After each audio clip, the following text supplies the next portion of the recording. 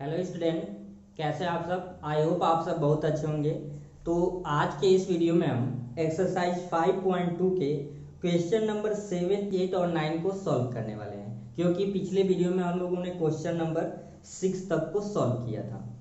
Question number जो 7 है आपके स्क्रीन पे दिखाई दे रहा होगा। कह रहा है उस एपी का 31वां पद ज्ञात कीजिए जिसका 11वां पद 38 है और 16वां पद 73 है। तो क्वेश्चन ध्यान से पढ़ना होता है और उसे पढ़ के जो इन्फॉर्मेशन आपको दिया हुआ है क्वेश्चन नंबर 7 में यहाँ पे नोट करेंगे। क्वेश्चन नंबर में क्या कह रहा है कि 31वां पद ज्ञात करना है, तो लिख लेंगे गिवन। गिवन का मतलब होता है दिया, हिंदी में भी आप लिख सकते हैं। 31वां पद की बात करें तो A31 आपको क्या करना है, इसमें फाइंड करना है। ठीक है, क्या कह रहा है जिसका 11वां पद 38, 11वां, तो A11 इज इक्वल टू दिया है 38। तो आपको पता है A11 को हम कैसे लिख सकते हैं, A प्लस 10D, यहाँ पे जो होता है D में एक कम कर देते हैं, इज इक्वल टू 38। आपको इसे मान लेना है इक्वेशन फर्स्ट, इतना सा काम है। और फिर क्या कह रहा है 16वां पद 73 है, 16वां पद भी दे दिया है। एंड A16 कह रहा है कि आपका क्या है 73 है। तो A16 जैसे A11 था तो A प्लस 10D लिखा गया, उसी प्रकार से A16 को हम क्या लिखेंगे, A प्लस लिखेंगे 15D इज इक्वल टू 73। इसे मान लेंगे इक्वेशन सेकेंड। अब हम इक्वेशन फर्स्ट और इक्वेशन 2 को यानी समीकरण 1 और समीकरण 2 को सॉल्व कर लेंगे। लिख देंगे इक्वेशन फर्स्ट एंड सेकेंड यानी समीकरण 1 व समीकरण 2 से। बहुत ही सिंपल से क्वेश्चन है, बस थोड़ा सा आपको रूल अप्लाई करना है। तो A plus 10D is equal to 38 equation first है, और फिर क्या है आपका सेकेंड इक्वेशन है A plus 15D, A plus 15D is equal to 73, ये इक्वेशन सेकेंड है। ठीक है, तो देखिए ये तो अलग वैल्यू है, ये 10D आपका है और फिर क्या है 15D, लेकिन ये देखिए समान है, इस A और ये समान है, लेकिन चिन्ह भी समान है। तो सामान्य चिन्ह होता है तो लिखते हैं घटाने पर, क्या लिखते हैं घटाने पर। तो जब घटाएंगे ये प्लस है तो माइनस, प्लस है तो माइनस और प्लस है तो माइनस, ये plus minus cancer, 10D 15D। तो ये माइनस, ये वाला साइन नहीं लेते, नीचे जब आता है वही साइन हम, ये वाला साइन इंपॉर्टेंट, मतलब इसका अस्तित्व खत्म हो जाता है। तो माइनस 15D में से सब्ट्रैक्ट करेंगे तो minus 5D is equal to, ये माइनस 73 है 38, यानी 13 से 8 को घटाएंगे तो 5, और यहाँ 6 बचा, 6 में से 3 को घटाएंगे 3 तो माइनस बचा। तो माइनस से माइनस यहाँ पे कट गया, और 5 से 35 को काट देंगे, D की वैल्यू क्या आ गया, D की वैल्यू आ गया 7। अब इस D की वैल्यू चाहे इक्वेशन फर्स्ट में रखिए चाहे इक्वेशन सेकेंड में रखिए, किसी भी इक्वेशन में रख के आपको A की वैल्यू निकाल लेना है। तो लिख लेंगे समीकरण 1 से। मैं फिर बोल रहा हूँ, आप इस D की वैल्यू चाहे समीकरण 1 में रखो चाहे 2 में रखो, कहीं से निकाल सकते हो। तो ये आपका है A प्लस 10D। तो देखेंगे जो छोटा है उसमें ही रख लेते हैं, तो A तो हमें पता नहीं, वही निकालना है, A प्लस 10, और D की वैल्यू 7 है। ठीक है, इज इक्वल टू 38। तो 10 का 7 में मल्टीप्लाई करेंगे, 10 7 70, ये हो गया 38। तो A is equal to 38 plus है, जब ट्रांसफर करोगे तो ये हो जाएगा माइनस का 70। तो 70 ज्यादा है, मतलब कि आंसर आपका निगेटिव आएगा। A इक्वल टू 10 में से 8 को घटाएंगे 2 और 6 में से 3 को घटाएंगे 3, माइनस आ गया 32। तो जब A और D निकल गया तो आसानी से लिख लेंगे आप A31, आपको यही तो फाइंड करना था। तो A31 का मतलब हुआ A प्लस 30D, A की वैल्यू है माइनस 32 प्लस 30 गुणे D की जरा वैल्यू बताइए, D की वैल्यू हम 7 निकाले तो यहाँ पे क्या करेंगे रख देंगे, यानी कि सिस्टमेटिक आपको सॉल्व करते जाना है, आंसर आ जाएगा। तो माइनस 32 और 7 3 की 80, 200 कितना हो जाएगा 10। तो यहाँ से A31 की आपकी जो वैल्यू आ जाएगी, 10 में से 2 को घटाए 8, यहाँ 1 था तो 1 तो चला गया, फिर 0 हुआ, फिर बगल से लेगा 10, 10 में से 3 को घटाएंगे तो 7, और यहाँ पे बचा 1, यानी 31वां जो पद आपका आ गया 178 आ गया। तो वीडियो को रोक के नोट कर लेंगे, और कोई डाउट हो तो कमेंट सेक्शन में जरूर उसको पूछेंगे। नेक्स्ट क्वेश्चन देखेंगे। अब जो अगला क्वेश्चन है क्वेश्चन नंबर 8, आपके क्वेश्चन नंबर 7 जैसे है, सेम पैटर्न है। क्वेश्चन ध्यान से पढ़ेंगे। एक एपी में 50 पद हैं जिसका तीसरा पद 12 है और अंतिम पद 106 है। इसका 29वां पद ज्ञात कीजिए। तो सेम देखिए वैसे है और इजी ही है, बल्कि क्वेश्चन नंबर 8 में तो जो दिया है आप पहले उसे स्टेप बाय स्टेप लिखेंगे।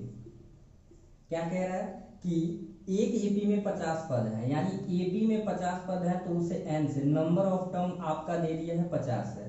फिर क्या कह रहा है, जिसका तीसरा पद 12 है तो तीसरे पद को लिखेंगे ए3 कह रहा है 12 है, तो ए3 को हम क्या लिख सकते हैं, a + 2d = 12। इसे मान लीजिए इक्वेशन फर्स्ट, ठीक है। और फिर क्या कह रहा है कि अंतिम पद 106 है, तो अंतिम पद को आप an से लिख सकते हो, क्या कह रहा है 106 है, ठीक है। आपको क्या निकालना है, कह रहा है कि इसका 29वां पद यानी कि A29 इस क्वेश्चन में फाइंड करना है, यही आपको इस क्वेश्चन में निकालना है।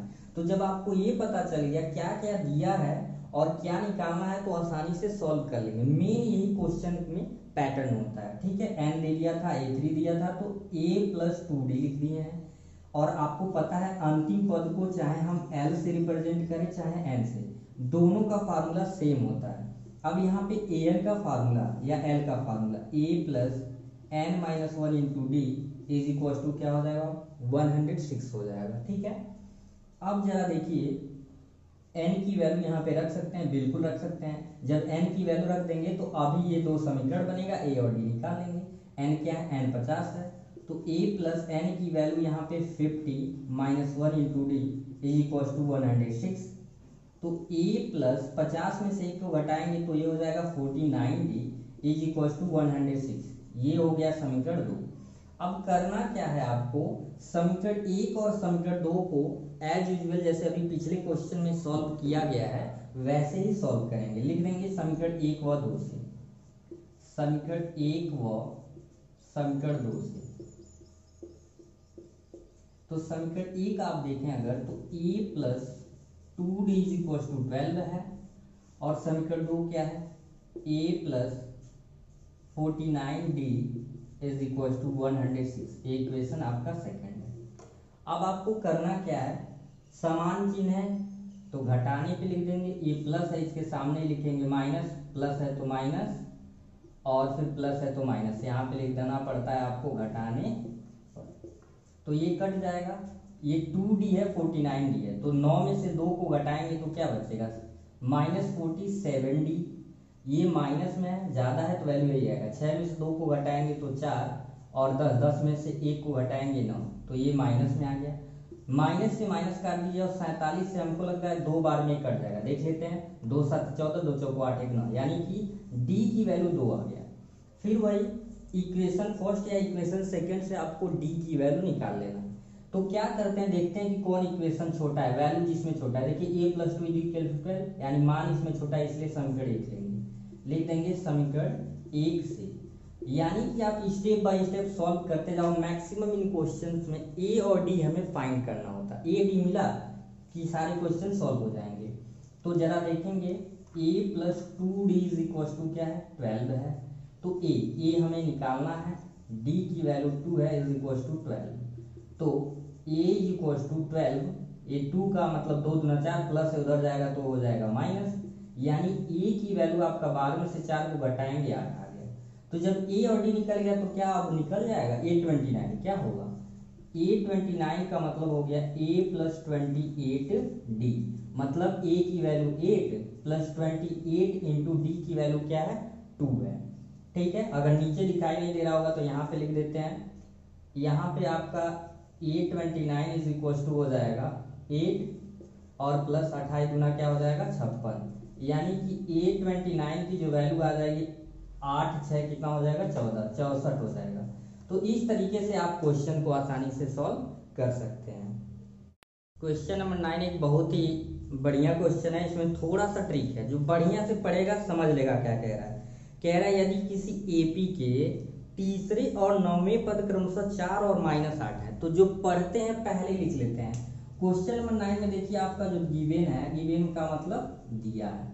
क्या कह रहा है कि तीसरे और 9वें पद क्रमशः तीसरे पद, तो A3 = इसका कह रहा है तीसरा पद आपका क्या है 4 है, तो आपको पता है इसे लिख सकते हो a + 2d = 4 और मानेंगे क्या इक्वेशन फर्स्ट। और फिर क्या कह रहा है कि तीसरा और नौवां पद का मतलब तथा कह देंगे, ये कह रहा है E9 इज इक्वल टू -8 है। कितना है आपका? -8 है। तो E9 को आप क्या लिख सकते हो? E प्लस लिख सकते हो 8D इज इक्वल टू -8, ये मानेंगे इक्वेशन सेकेंड। तो कह रहा है बताइए इसका कौन सा पद शून्य होगा, कौन सा पद शून्य होगा, मतलब ये भी कह रहा है एंड तथा ये भी दिया हुआ है, इसमें एंड करके लिख लेते हैं कि आपको बताना है कि इसमें कौन सा पद जीरो होगा, कौन सा पद जीरो होगा।